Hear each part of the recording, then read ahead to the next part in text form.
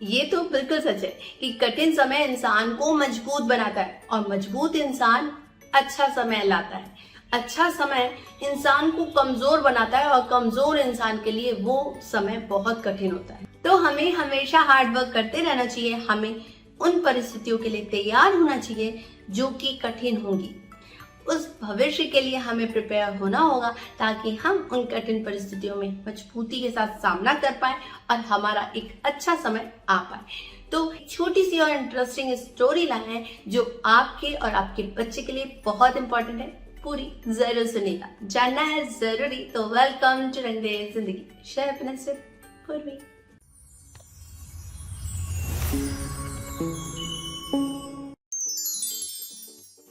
बाज बच्ची के बचपन की शुरुआत बहुत ही मुश्किल होती है। बाज बच्ची को बचपन में ही ट्रेनिंग दी जाती है जिसमें वह अपने जीवन में बड़ी बड़ी मुसीबतों का आसानी से सामना कर पाते हैं।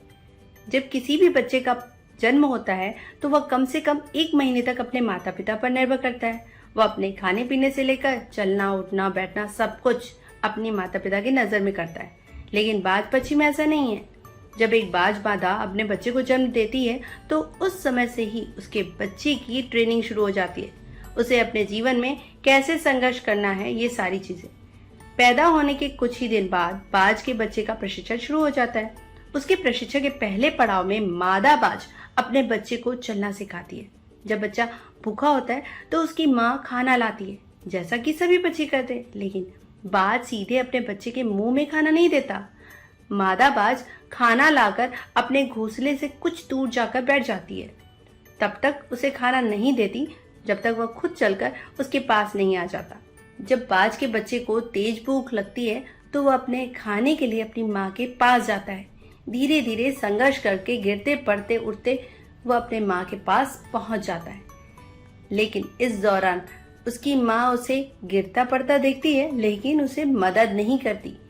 वो उसका केवल और केवल इंतजार करती है और तभी उसे खाने को देती है। और जब वो चलना सीख जाता है तो उसका दूसरा पड़ाव शुरू हो जाता है। यह पड़ाव उसके लिए बहुत ही मुश्किल होता है। इसमें मादा बाज अपने बच्चे को पंजों में दबाकर लगभग 15 किलोमीटर तक ऊपर उड़ जाती है और वहां से उसे छोड़ देती है। तब वह बच्चा सीधे नीचे गिरने लगता है। जब उसका बच्चा 1 से 2 किलोमीटर की ऊंचाई पर रहता है तो वो डरने लगता है और उसे लगता है कि वो मर जाएगा और फड़फड़ाने लगता है। उड़ने की पूरी कोशिश करता है, फिर भी वो उड़ नहीं पाता। तो उसकी माँ उसे पंजों में पकड़कर नीचे जमीन पर बिठा देती है। ऐसा उसकी माँ तब तक करती है जब तक वह पूरी तरह से उड़ना नहीं सीख जाता। इस प्रकार से एक बाज के बचपन की शुरुआत होती है और उसे इस कठिन प्रशिक्षण को करना पड़ता है। इस कठिन प्रशिक्षण से वह अपने जीवन में बहुत कुछ सीखता है। इसके कारण ही वह अपने से दुगना वजनी शिकार पकड़ लेता है और उड़ भी जाता है और उसे आसमान में ले जाता है। इस प्रशिक्षण से वह बहुत मजबूत और शक्तिशाली हो जाता है। तो इस कहानी से हमें क्या शिक्षा मिलती है कि हमें अपने बच्चों को मजबूत बनाना है और मजबूत बनाने के लिए उन्हें कठिन प्रयत्न करने दें। हम बच्चों को सॉफ्ट कॉर्नर रखते हैं और उसके लिए हम बच्चों को हर सुख सुविधा देना चाहते हैं, लेकिन नहीं, जो आप आज बेहतर बना रहे ना, कल उनका भविष्य बहुत ही खराब हो सकता है क्योंकि वो उनका टफ टाइम होगा जब उन्हें कोई संभालने वाला नहीं होगा। अगर आज ही आप उसे हर कदम पे संभालने लगे तो उन्हें कंफर्ट जोन में रहने की आदत पड़ जाएगी और बच्चा भविष्य में कुछ नहीं कर सकता। इसलिए बच्चे को हमेशा और हमेशा खुद से प्रयत्न करने दें, खुद से प्रयास करने दें ताकि बच्चा एक स्ट्रॉन्ग मैन बन पाए। एक बार एक शिल्पकार मूर्ति बनाने के लिए जंगल में पत्थर ढूंढने गया। वहां उसको एक बहुत ही सुंदर पत्थर मिला जिसको लेकर वो घर की ओर चल पड़ा। रास्ते में उसे एक और पत्थर मिला, उसे भी उठाकर वो घर की ओर चल पड़ा। घर आकर उसने उस पत्थर को उठा लिया और कारीगरी करने शुरू कर दी। औजारों की चोट जब पत्थर पर पड़ी तो पत्थर चीखने लगा, छोड़ दो, मुझे छोड़ दो, मुझे दर्द हो रहा है। शिल्पकार घबरा गया और बोला, ये कौन? पत्थर बोला, मुझे बहुत दर्द हो रहा है। अगर तुम मुझ पर चोट करोगे तो मैं बिखर जाऊंगा। तुम किसी और पत्थर से मूर्ति बना लो। पत्थर की बात सुनकर शिल्पकार को दया आ गई। उसने पत्थर को छोड़ दिया और दूसरे पत्थर को लेकर मूर्ति बनाने लगा। वह पत्थर कुछ नहीं बोला। कुछ समय में शिल्पकार ने उस पत्थर से बहुत ही खूबसूरत मूर्ति बना ली। गांव के लोगों को एक मूर्ति की जरूरत पड़ी जिसे मंदिर में स्थापित करना था। वो उनके पास गए और शिल्पकार से मूर्ति मांगी। शिल्पकार ने उन्हें मूर्ति दे दी। गांव के लोगों ने कहा, हमें एक पत्थर भी चाहिए। शिल्पकार ने वही पत्थर उठाकर दे दिया। अब जब भी कोई व्यक्ति मंदिर में दर्शन के लिए आता तो उस मूर्ति पर फूल चढ़ाता, दूध से स्नान कराता और प्रसाद चढ़ाता। नारियल को उस पत्थर पे जो कि जमीन पे रखा गया था उस पे तोड़ता।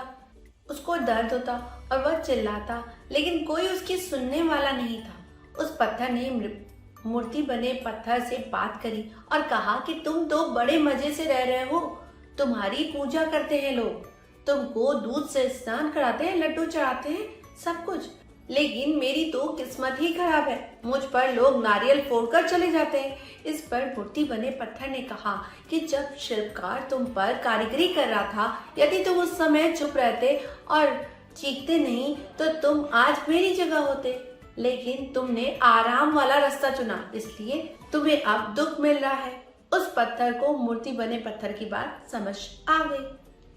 मोरल ऑफ द स्टोरी, हमें कभी भी कठिन परिस्थितियों में घबराना नहीं चाहिए और कंफर्ट जोन से हमेशा बाहर निकल के देखना चाहिए, क्योंकि कंफर्ट जोन ही हमें कमजोर बनाता है। वैसे भी ना, लाइफ को जीना और लाइफ को ढोना दोनों अलग बातें हैं। लाइफ को जीने से मतलब कि आप लाइफ के साथ एंजॉय कर रहे हैं, बहुत अच्छा लग रहा है आपको लाइफ में जीना, कुछ एम है, कुछ सीखने को मिल रहा है, कुछ आप नया कर रहे हैं, अपने कंफर्ट जोन से बाहर निकले हुए हैं, तभी आप लाइफ को जी पा रहे हैं। जब आप कंफर्ट जोन से बाहर निकलेंगे तभी आपको असली मजा मिलेगा जीने का।